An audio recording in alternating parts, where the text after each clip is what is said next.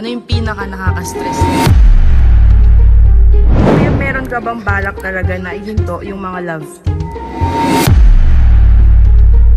Madami kasing nagsasabi na Team Brooks daw at si Kalingap Dan ang isa sa mga sumisira sa community ng Kalingap. Ano pong opinion nyo doon or totoo ba? Yes, sa mga reactors ng Kalingap, ano ba ang talagang trabaho nila? Tirahin ang kapwa Kalingap o ipagtanggol ang Kalingap sa anti-Kalingap? Welcome back to my channel, guys. So today kasama natin si Kalingap Rob sa Saturday Mission. So interviewin natin siya.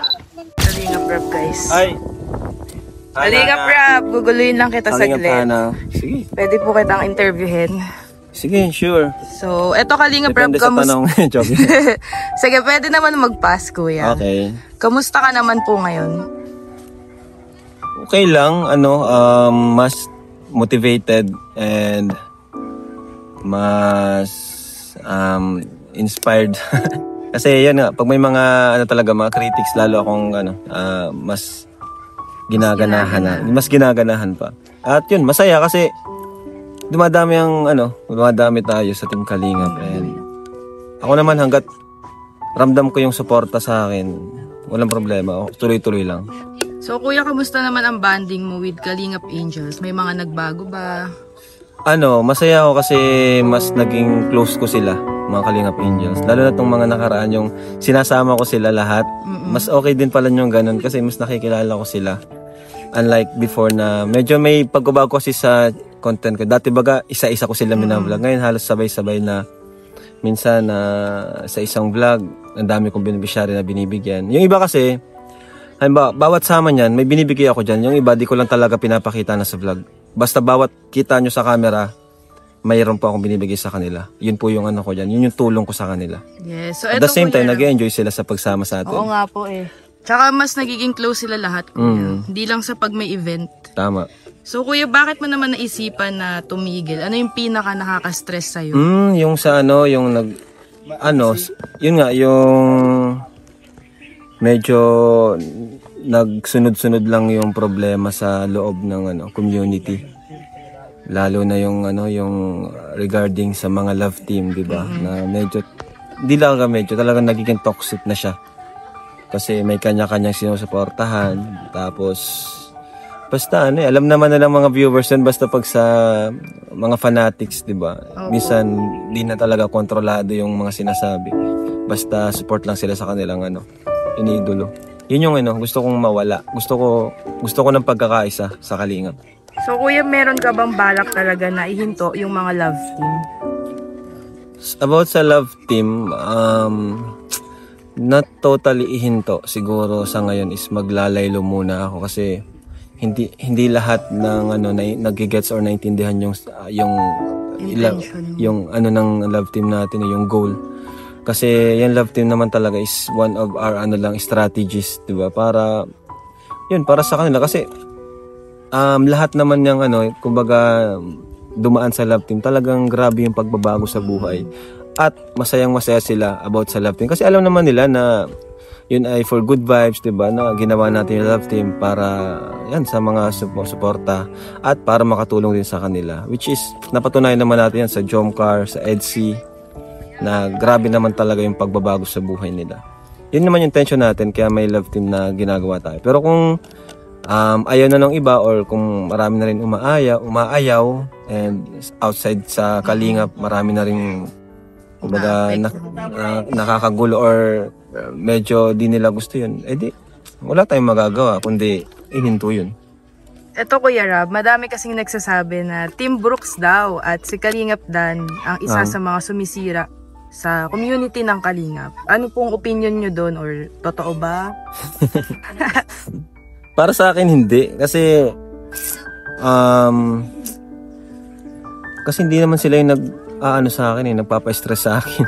Kasi para sa akin nakakasira sa Kalingap yung nagpapa-stress sa akin or yung nagbibigay ng problema sa akin, gaya ng mga yung mga yun na nga, yung mga bashing sa bawat love team, mga sinusuportahan, yung pagkakawatak-watak ng sinusuportahan. Tapos yung mga fake pages, mga reactors na hindi naman talaga tama yung ginagawa, kumbaga napupromote ng bashing lalo.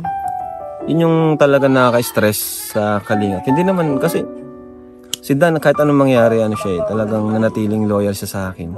At hindi niya mas pinili ang humiwalay or magpasakop sa sponsor. Talagang Kalingap talaga siya, or yung respeto niya sa akin at kay Kuya Bal, andyan. Hindi siya umalis.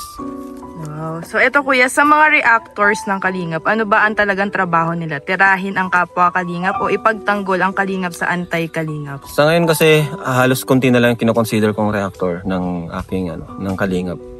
Yan, sila July Paunil, sila Kuya Jens, sila Kuya Nel. Sino pa ba? Yan, yung mga good vibes reactor. Kuya Marciano, sila Jason Albasan. Yung mga hindi nagpo-promote ng negativity, yun na lang kinoconsider kong reactors. Pero yung mga wala. Hanggang doon na lang.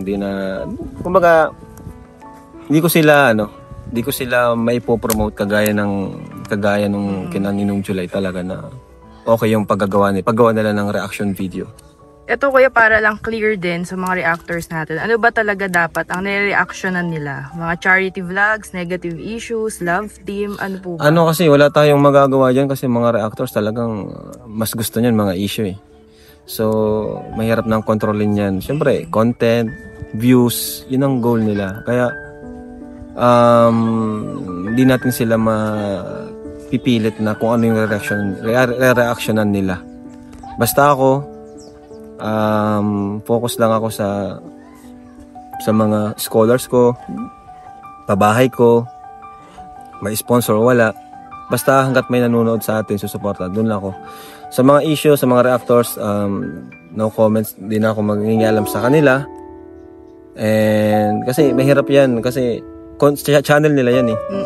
Channel nila yan, kaya basta for me lang talaga, ang mga gusto kong supportang reactors, yung hindi naninira, hindi nagke-create ng negativity, hindi one-sided, at sinusuportahan ang aking ginagawa.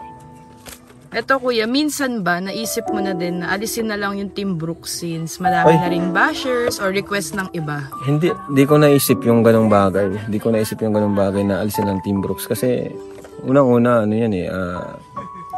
kapamilya, 'di ba? Pinsan. Saka wala naman silang wala namang kasalanan, malaking kasalanan sa akin ng Team Brooks. Kumbaga, gano'n na talaga nangyari. Wala na tayong magagawa. Nangyari na yun. Walang kasalanan ng Team Brooks. Walang kasalanan sila Kuya Brooks dyan. Kumbaga, wala may mga bagay talaga na di maiwasan. At kahit di natin gustuhin, yun yung nangyayari. And kuya, ano ang ibig sabihin sa'yo ng One Kalingap, One Family? Ito, yung ganito, pakita mo sila. Unity and peace. Katuwaan, good vibes. Yan, pagkaka-adventure, pagkakaisa, yan. And ito pala kuya, ano ang opinion mo dito sa mga nagsasabi na kung wala daw sponsors, wala din daw Kalingap? Ha? Matagal na akong sa akin matagal na akong tumutulong kahit walang sponsor. Mas ako sa sarili kong kumbaga mas kumakapit ako sa sarili kong kinikita, sarili kong effort. Kung may mag-sponsor man, thank you pa rin ako. Kung wala, okay lang din kasi kung ano lang yung kaya kong itulong, yun lang yung may tutulong ko. Yes. And pero kuya, masaya naman ako kasi until now nakapagpabahay ako. So kuya, ano ang mga plano mo sa mga susunod pang araw para sa Kalingap Foundation? Yun nga, matagal ko nang pinaplano yung makapag-travel at makapag-charity sa outside Bicol. Yun yung mga plano ko. Mas kumalat pa. Malapit na yun kasi okay na si Jan, nag-recover na lang si Chucky. And kuya, message mo syempre sa mga solid supporters ng Team Kalingap na from day 1 until now talagang nandyan. Ayan, sa ngayon, pa rin naman ako, sobrang saya ko pa rin naman kasi ramdam ko pa rin yung support nila. Sa views ko per upload is okay pa rin naman. Talagang, yun naman ang importante sa mga content creator is yung views, diba? Ibig sabihin, may mga sumusuporta pa rin sa'yo. Kaya maraming salamat po sa patuloy na naniniwala sa akin, sa aking misyon. Since day one, since Lola Damiana days, alam ko marami dyan na matagal na nating supporters. Kayo po yung nagbibigay lakas sa akin.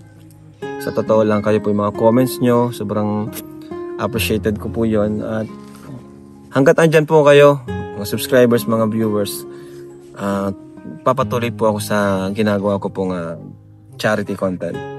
So, thank you so much po from the bottom of my heart. And lastly, Kuya, syempre, anong advice mo sa mga bagong member ng Kalingap na paano nila i-handle ang bashing? Ako naman, yan sila, nagmi-meeting naman kami. Mini-meeting ko sila kasi mga baguhan sila. Ito yung mga kung ano yung mga dapat iwasan, kung ano yung mga dapat gawin.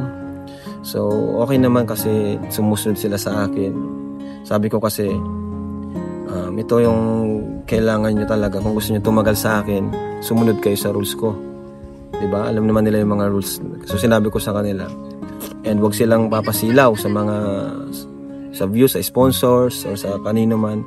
Kung gusto nyo tumagal, kumbaga, maging loyal sa akin. Kasi, andito lang naman, di naman sila mawawala hanggat dito sila sa akin. Kumbaga, kung aangat ako, kasama ko silang aangat. At sa bashing, masyadong kumbaga part na yan, given na yung mga bashing na yan.